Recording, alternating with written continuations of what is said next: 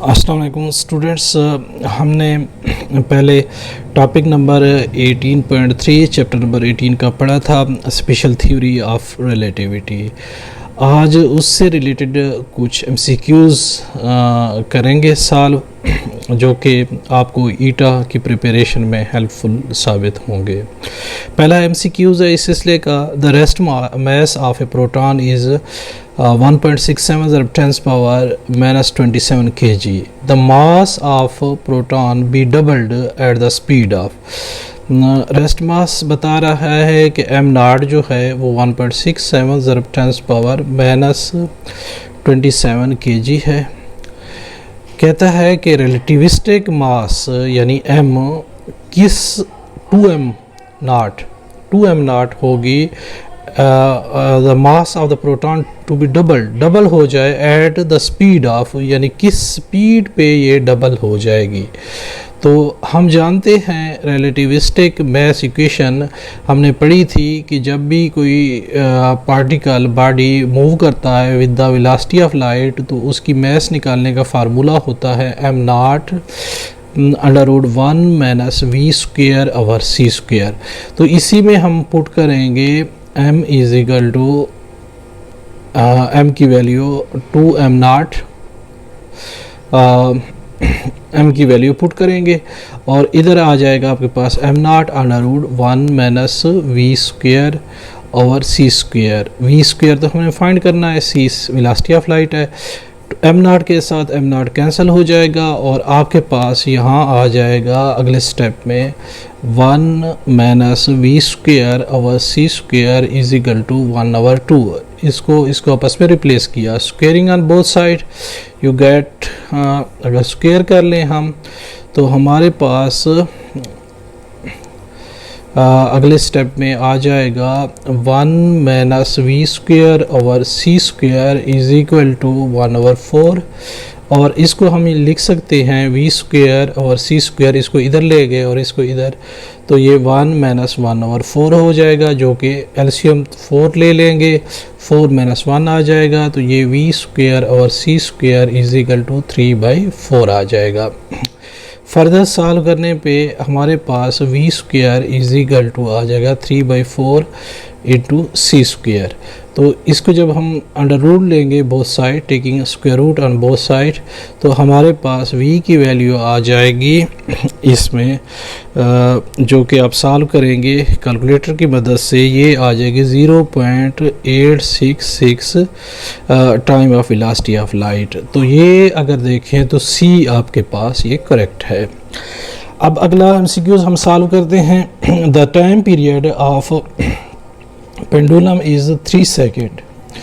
Time period जो है pendulum का t क्या है, 3 सेकेंड है, second in non moving frame of reference, यानी t नॉट है आपके पास एट रेस्ट। इस time period measured by the observer moving with, यानी t रिलेटिविस्टिक टाइम आपने मालूम करना है जब ऑब्जर्वर मूव कर रहा है 0.95 टाइम ऑफ c।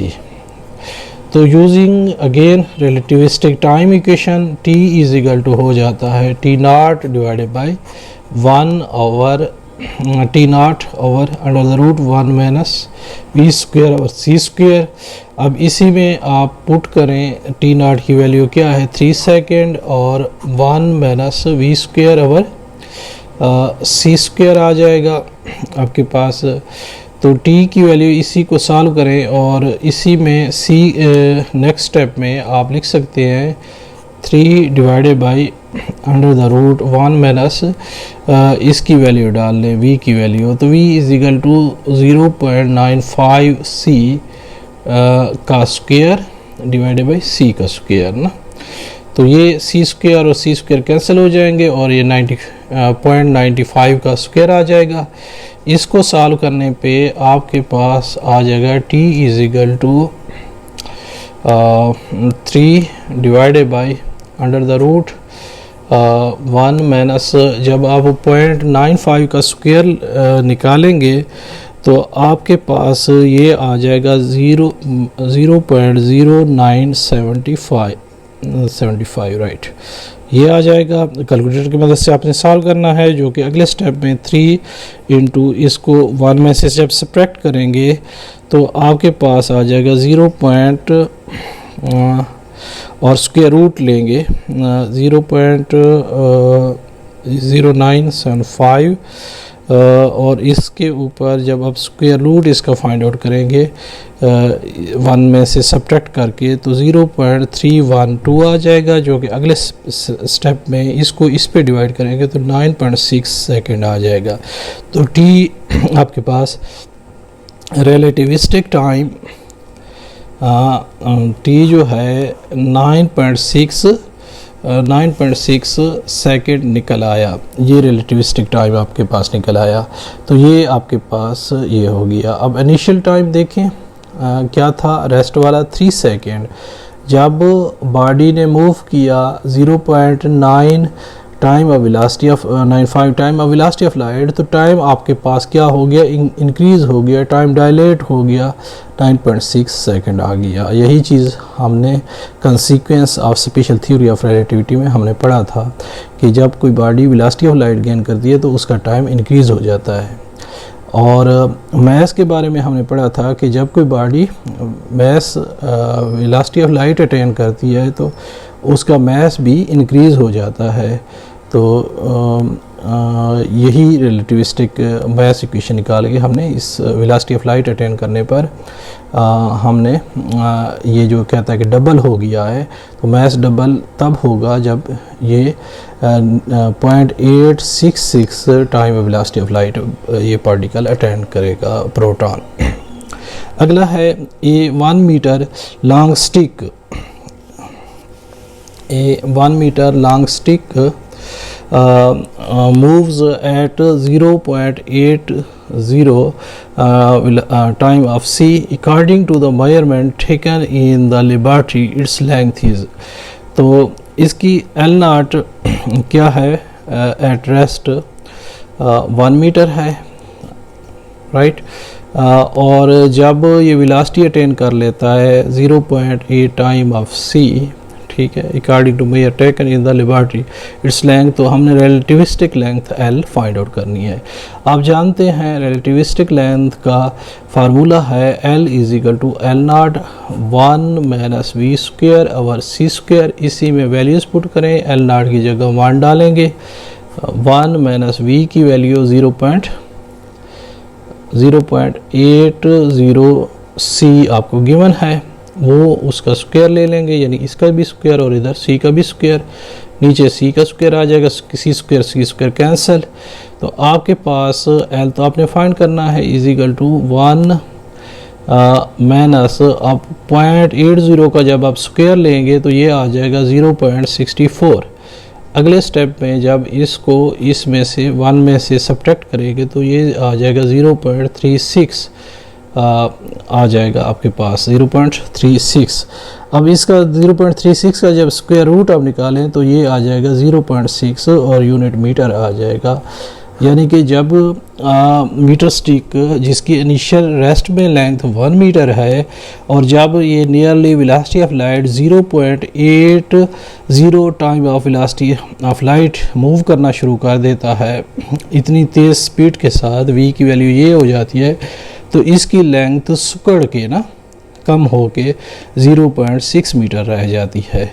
तो ये इसमें इफ़ फोर्थ में कहता है if the kinetic energy of a particle is equal to its rest energy then its speed must be. Speed हमने फाइंड आउट करनी है और गिवन कंडीशन हमारे पास जो है वो है काइनेटिक एनर्जी जो है वो क्या है,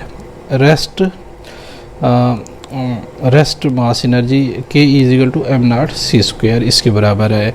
हम जानते हैं हमारे पास energy total energy is equal to क्या है, kinetic energy plus rest mass energy E naught होती है। तो टोटल एनर्जी यानी रिलेटिविस्टिक एनर्जी आपके पास m c square is equal to के E m naught c square given है, प्लस m0c² इसकी वैल्यू आ जाएगी। तो ये 2m0c² आ जाएगा is equal to mc²। c² के साथ c² कैंसर और रिलेटिविस्टिक मास लिखा जा सकता है m0 over 1 minus v² over c²।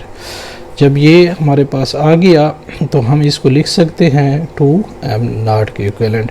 m0 और m0 कैंसल, तो अगले स्टेप पे हमारे पास इक्वेशन बन जाएगी, इसको रिप्लेस करें अगर जगह हम, तो आपके पास आ जाएगा under the root 1 minus v² और c² is equal to 1/2। Squaring on both side, इधर स्क्वेयर ले लें और इधर भी स्क्वेयर ले लें, तो आपके पास आ जाएगा 1 minus v² over c² is equal to 1/4। v² over c² लिखा जा सकता है 1 माइनस 1/4। 4 एलसीएम ले लें, 4 माइनस 1 इज इक्वल टू 3/4। ये आपके पास फर्दर अंडर रूट ले लें इसका भी और इसका भी, तो आपके पास v over c is equal to आ जाएगा, इसका स्क्वायर 3 पे 4 को डिवाइड करें और इसका स्क्वायर रूट लें तो ये 0.8 आपके पास आ जाएगा। और फर्दर लिखा जा सकता है v is equal to 0.8 time of c। ये आपके पास आंसर आ जाएगा और इसमें ये c ऑप्शन करेक्ट है। तो हमने देख लिया इधर relativistic special theory of relativity किस तरह इफ़ेक्ट करती है रिलेटिविस्टिक मास पे, एनर्जी पे, लेंथ पे और टाइम पे। हमने 4 प्रॉब्लम सॉल्व कर लिए। उम्मीद है आपको समझ आ गई होगी। Thank you so much.